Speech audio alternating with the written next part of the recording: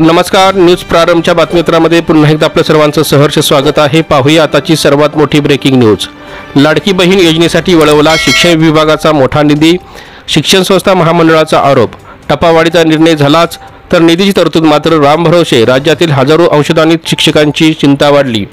महाराष्ट्र राज्य शिक्षण संस्था महामंडळातर्फे 21 सप्टेंबर रोजी दुपारी 4 वाजता पुण्यामध्ये अझम कॅम्पस परिसरामध्ये शिक्षण संवाद मेळाव्याचे आयोजन करण्यात आले होते। त्या अगोदर पत्रकार परिषद घेत हा आरोप केला आहे।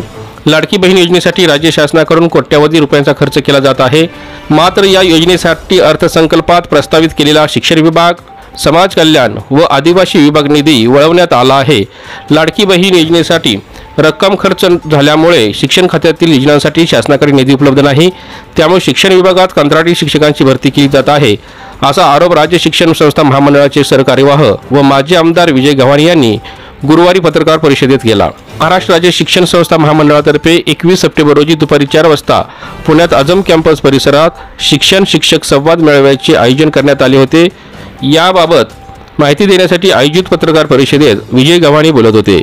यावेळी जागृती धर्माधिकारी अजित सुरेश वडगावकर, राजेंद्र भोसले, शरद चंद्रू धारूरकर, गणपतराव बालवडकर, वी.ल. पाटील आदी उपस्थित होते।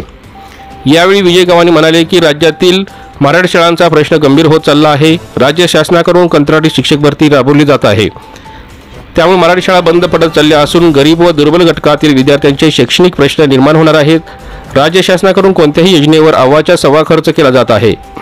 अर्थसंकल्पात प्रस्तावित केलेल्या पूर्वीच्या कल्याणकारी योजनांवरील खर्च कमी करून विविध विभागांचा निधी इतर योजनांसाठी वर्ग करण्यात आला आहे। वेतनेतर अनुदान बंद आहे, त्यामुळे शाळांसमोर विविध प्रश्न निर्माण झाले आहेत। दरम्यान टपावाढीच्या निर्णयासाठी राज्यातील हजारो शिक्षक गेल्या 1.5 महिन्यापेक्षा जास्त काळ आंदोलन करत आहेत। येत्या कॅबिनेट बैठकीमध्ये टपावाढीच्या निर्णयावर शिक्कामोर्तब होणार असल्याचे बोलले जात आहे।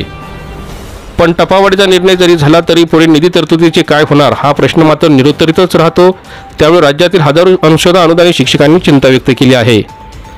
शिक्षक भरतीबाबत शासनाने गांभीर्याने विचार करावा। शिक्षकेतर कर्मचारी आकृतीबंध व भरतीबाबतच्या सद्यस्थिती संदर्भात विचार व्हावा। अनुदानित शाळा तसेच टप्पा अनुदानाबाबत धोरण निश्चित करावे। बदलापूर घटनेच्या पार्श्वभूमीवर शासनाने दिलेल्या आदेशाप्रमाणे सीसीटीव्ही बसवण्यासाठी शासनाने त्वरित अनुदान उपलब्ध करून द्यावे। राष्ट्रीय शैक्षणिक धोरणाच्या अंमलबजावणीबाबत राज्यात निर्माण झालेला प्रश्न व समस्याबाबत चर्चा करावी। समूह शाळाच्या नावाखाली 14,783 शाळा बंद होणार असून त्यामुळे 1,85,000 विद्यार्थी आणि 29,707 शिक्षकांचे भविष्य अंधारात येणार आहे। यासारख्या ताज्या शैक्षणिक बातम्यांसाठी आताच आमचे चॅनल लाईक करा, शेअर करा आणि सबस्क्राईब करा। धन्यवाद।